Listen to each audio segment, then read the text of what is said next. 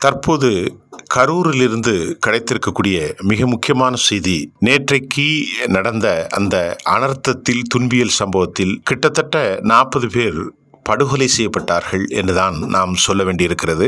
எதற்காகவென்று சொன்னால், இந்த சம்பவம் நடப்பதற்கு பல சிக்கல்கள் இருந்த போதிலும் இந்த தகவல்களின் மூலமாக இந்திய அரசியலில் ஒரு மாபெரும் கருப்பு வரலாற்றை நேற்றைக்கு கரூர் சம்பவம் நடத்தியிருப்பதாகவும் கூட நாம் அறிந்து கொள்ளக்கூடியதாக இருக்கிறது. இதில் செய்தியில் நாம் ஒரு நாள் கழித்து மிக தெளிவாக கூறுவதற்கு காரணம், களத்திலிருந்து எமக்கு கிடைத்த ஆய்வுகளின் மூலமாக இந்த சம்பவங்களை நாங்கள் உங்களுக்கு தர காத்திருக்கிறோம். ஏனென்று சொன்னால், அவர்கள் கேட்ட இடத்தை திராவிட முன்னேற்றக் கழக அரசு ஒதுக்கீடு செய்யவில்லை. லைட் ஹவுஸ் பகுதி, பாயிண்ட் நம்பர் 1, கரூர் மத்தியில் இருக்கக்கூடிய பஸ் ஸ்டாண்டுக்கு பின்புறம் உள்ள இடம், 3வது உழவர் சந்தை.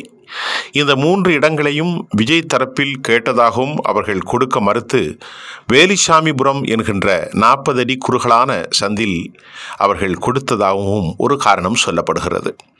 இரண்டாவது காரணமாக மிக முக்கியமாக பார்ப்பது, காலை 8:45 மணிக்கு நாமக்கல்லிலும் நண்பகலில் கரூரிலும் பேச வேண்டும் என்று அவர்கள் அனுமதி கொடுத்திருக்கிறார்கள். காலை 8:45 மணிக்கு அவர் அந்த இடத்தை அடைவார். மக்கள் எதிர்பார்த்த கூட்டம், ரசிகர்கள் கூட்டம் அதிகாலை 3 மணிக்கு குவிய தொடங்கியதன் விளைவு அவர் 8:45 மணிக்குத்தான் சென்னையிலிருந்து சாப்பரில் அவருடைய அந்த ஹெலிகாப்டரில் பயணிக்கக்கூடிய நிலை ஏற்பட்டிருக்கிறது.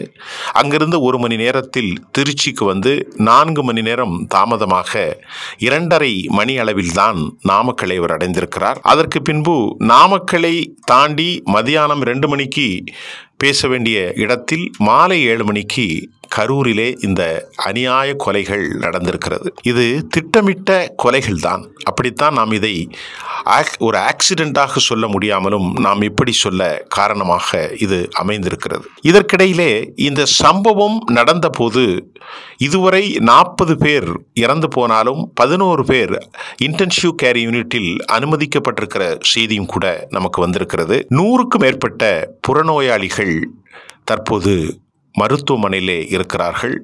கரூர் அதன் சுற்றுப்புறங்களிலே மரண ஓலம் அதிகரித்திருக்கிறது. சனிக்கிழமை என்பதால் அங்கு இருக்கக்கூடிய பல கம்பெனிகளுக்கு இந்த கூட்டத்தை பார்த்து வருவதற்கு முதலாளிகள் அனுமதி அளித்திருப்பதாகவும், காலை 8:45 மதியானம் வந்திருந்தால் இந்த அளவிற்கு ஒரு பெரும் கூட்டம் வந்திருக்காது என்பதும், நேரம் தவறி நிகழ்ச்சி தவறி ஏராளமான பணியாளர்கள் இங்கே எதிர்பார்த்ததை விட ஓடி வந்து விட்டதாகவும், நேரடியாக இந்த களத்திற்கு வராமல் நடிகர் விஜய் கரூரில் இதற்கு ஒரு 2 கிலோமீட்டர் முன்பு நாம் கூறுகிற மற்றொரு பிரதான சாலையிலே அவர் மக்களை சந்தித்திருக்கிறார். அந்த சந்தித்த அங்கு கூடியிருந்த ஏராளமான ஆயிரக்கணக்கான பேர் அவருக்கு பின்னாலே இந்த கூட்டத்திற்கு இங்கு வந்துவிட்டதாலும் கூட, ஆக மொத்தத்தில் கொள்ளளவை விட ஆயிரக்கணக்கில் மக்கள் கூடியதுதான் இந்த நெரிசலுக்கு காரணம் என்றும் சொல்லப்படுகிறது. களத்திலிருந்து அடுத்து கிடைத்தது 8 மணி நேரம் 10 மணி நேரம். காலை 8:45 மணிக்கு வருவதற்கு 3 மணிக்கே மக்கள்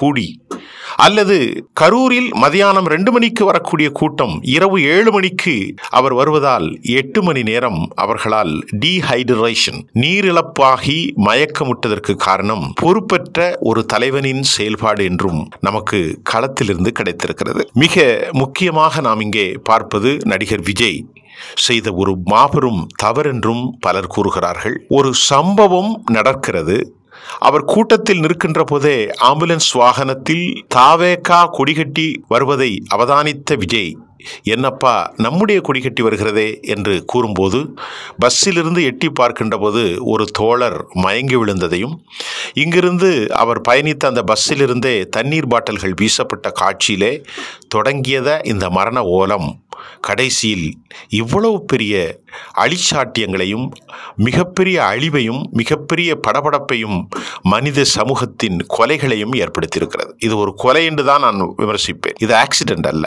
இந்த நிலையில் தன்னை பார்க்க வந்த ஒரு தலைவனை பார்க்க வந்த, வருங்காலத்தில் தமிழ்நாட்டிற்கு தன்னை காப்பான் என்று நம்பிய ஏழை விளிம்பு நிலை மக்களுக்கு ஒரு ஆறுதல் கூட சொல்லாமல் உடனடியாக திருச்சிக்கு வந்து திருச்சியிலிருந்து விமானத்தை ஏறி சென்னை வந்து வீட்டில் அமர்ந்து கொண்டு எக்ஸ்தலத்தில் பதிவு செய்து நெஞ்சு வெடிக்குது, கால்கள் வலிக்கிறது, உள்ளமோ அழுகிறது, உதடோ பேச மறுக்கிறது, யாரையும் சந்திக்க மாட்டேன், 20 லட்சம் ரூபாய் நான் கொடுக்கிறேன் என்று அவர் கூறியது இது வரம்பற்ற அறிவில்லாத ஒரு தனம் என்பதே அரசியல் விமர்சகர்களின் பார்வை. உங்களை பார்ப்பதற்கு அங்கு வந்தபோது மக்களை பார்த்திருக்க வேண்டும், அலுவலகத்திற்கு சென்றிருக்க வேண்டும், ஆபீஸை கடந்திருக்க வேண்டும், அல்லது சில மணி நேரம் தாமதித்து கூட மருத்துவமனைக்கு சென்றிருக்கலாம். அனைத்து தலைவர்களும் வந்திருக்கிறார்கள். மாநிலத்தின் முதல்வர் மு.க. ஸ்டாலின் அதிகாலை வந்திருக்கிறார். செந்தில் பாலாஜி, அன்பில் மகேஷ் போன்றவர்கள் கண்ணீர் வடிக்கின்றார்கள். கனிமொழி, இப்படி எல்லோரும் வருகின்ற போது நீங்கள் எங்கே சென்றீர்கள் என்ற கேள்வியும் பொதுக்களத்தில் எழுப்பப்படுவது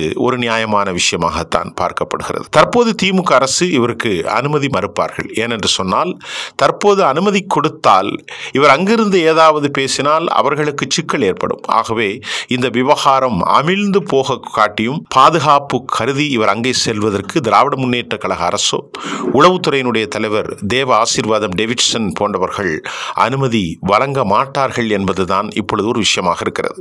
இதற்கிடையில் இன்றைக்கு காலை அவர் தனது ஈசிஆர் ரோட்டிலிருந்து வேறு பகுதிகளுக்கு பாதுகாப்பாக சென்றிருக்கிறார். வெடிகுண்டு நேற்று போன் வந்ததாலும் பெரியாரிய அமைப்புகள் போரிட்டது, அதாவது பேரணிகள் அல்லது ஆர்ப்பாட்டம் நடத்தியதாலும் அங்கிருந்து அவர் வேறு இடத்துக்கு சென்றிருக்கிறார். இதில் என்ன ஒரு கேலிக்கூத்தென்றால், இதுவரை யாரால் மக்கள் இறந்து போனார்களோ அந்த இடத்திற்கு பாதிக்கப்பட்ட ஒரு தலைவன் செல்லவில்லை என்பது அவருடைய மரணம் அவரை அந்த மக்களை சம்பவித்த இந்த நேரத்திலும் ஒரு தலைவன் சென்று பார்க்கவில்லை என்பது அவருடைய வாழ்நாளில் மிகப்பெரிய கருப்பு வரலாறு. இதைத்தான் பலர் சொல்றாங்க. இனி போகலாம், 10 நாள் கழித்து போகலாம், ஒரு வாரம் கழித்து போகலாம். ஆனாலும் இப்போது அவர் அந்த இடத்திற்கு செல்லாமல் இருந்திருப்பது பெரிய செட்பேக். இதை எப்படி சமாளிக்க போகிறார்கள் என்று கூறியிருப்பதையும் நாம் பார்க்க முடிகின்றது.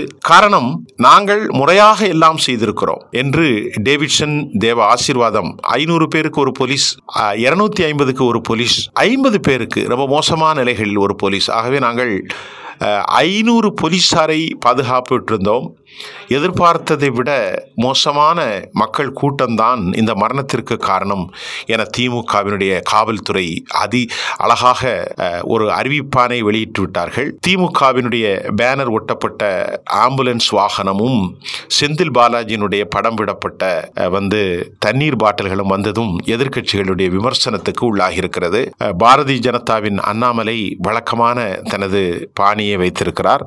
அவர் தலையிருக்கின்ற போது காலாடுவதாக பாஜக கட்சிக்குள்ளும் அவர்களுக்குள் மோதல் ஏற்பட்டிருப்பதையும் நாம் பார்க்க முடிகின்றது. எது எப்படியோ, இறந்து போன குடும்பங்கள் தற்போது மிக மிக மிக அவலத்தில் இருக்கின்றார்கள். 30 லட்சம் கொடுத்தாலும் 300 கோடிகள் கொடுத்தாலும் மாணவர்கள் இனி திருப்பி வரமாட்டார்கள். ஒரு தாய் தன் தலையை அடித்து கொண்டால், என் குழந்தையே, உன்னை நானே என் கையால் கொன்று விட்டேனே என தலையில் அடித்து அழுது புரளும் காட்சி காண்போரை உண்மையிலேயே என்ன சொல்கிறது, வெறுண்டு ஓட செய்கின்றது, அழுகச் செய்கின்றது, அப்படியே உடைந்து போக செய்கின்றது. இதுதான் தற்போது கரூரில் இருக்கக்கூடிய ஒரு செய்தியாக இருக்கின்றது. இதற்கு ஒரு சரியான செயல் வடிவமைப்பு வேண்டும் என்றும், திரைப்பட கலைஞர்களை பார்ப்பதற்கென்று மக்கள் வருகிறார்கள். இதே இடத்தில் ஏற்கனவே எடப்பாடி வேந்தர் போதெல்லாம் இப்படி ஒரு கூட்டம் இல்லை. ஆக இதற்கு ஒரு சரியான வழிமுறையை செய்ய வேண்டும் என்றும் கேட்கிறார்கள். சிஐடியை விட இனி சென்ட்ரல் பியூரோ ஆஃப் இன்வெஸ்டிகேஷன் மற்றும் மத்திய உளவு அமைப்புகள் இதில் தலையிட வேண்டும் என்றும், அதே நேரம் விஜய் கைது செய்யப்பட வேண்டும் என்ற குரல்களை இன்னைக்கு பாஜக மற்றும் பல கட்சிகளிலிருந்து வந்திருக்கிறது. முதலமைச்சர் திரு ஸ்டாலின் அது குறித்து கேட்கப்படும் போது அவர் ஒரு விசாரணை ஆணையத்தை வைத்திருக்கிறார். அந்த விசாரணை ஆணையம் தனது முயற்சியை தற்போது ஆரம்பித்திருக்கிறது. அதே நேரம் உச்சநீதிமன்றம் சூமோட்டோவாக இந்த வழக்கை விசாரிக்க வேண்டும் என குரல்களும் வந்திருக்கிறது. இது உண்மையிலேயே சிறார் செய்த வெள்ளாமை வீட்டுக்கு வந்து சேராது என்ற பழமொழியாக தாவேக கட்சியின் மூத்த தலைவருக்கு அடுத்ததாக ஆளுமை நிறைந்த நல்ல பேச்சாளர்கள், ஆலோசனை கர்த்தாக்கள் இல்லை என்பதில் அவருக்கு ஒரு பெரும் செட்பேக்கு. இதை எப்படி எதிர்கொள்ளப் போகிறார்? அடுத்தடுத்து தமிழ்நாடு முழுவதும் ஷெட்யூல்டு அடிப்படையில் அவர் தற்போது பயணிக்க வாய்ப்பில்லை. அது ஒத்தி போடப்படும். 1 மாதம் கழித்து அது நடத்தப்படும். அதே நேரத்தில் மதுரை, விக்கிரவாண்டி, திருச்சி போன்ற இடங்களில் நடைபெற்ற பல கூட்டங்களில் ஏற்பட்ட இந்த கூட்டத்தை கவனிப்பதற்கு ஆளும் திமுக அரசின் தலைமையிலான திராவிட முன்னேற்ற கழக உளவுத்துறை ஃபெயிலியர் என்பதையும் நாம் இங்கே கண்டுகொள்ள முடிகின்றது. எது எப்படியோ இறந்த உயிர்கள் இனி ஒருபோதும் திரும்ப போவதில்லை. இதனை இழந்த உறவுகள் கண்ணீரோடும் கம்பளையோடும் காலத்தை ஓட்டிக் கொண்டிருப்பார்கள். அந்த குழந்தை வளர்கின்ற போது எப்படியெல்லாம் இருக்கும் என்பதை அதன் உறவுகள் கற்பனை செய்தே கரைந்து போவார்கள் என்பதுதான் கனத்த இதயத்தோடு இந்த செய்தியை நாம் உங்களுக்கு தருகிறோம். நன்றி.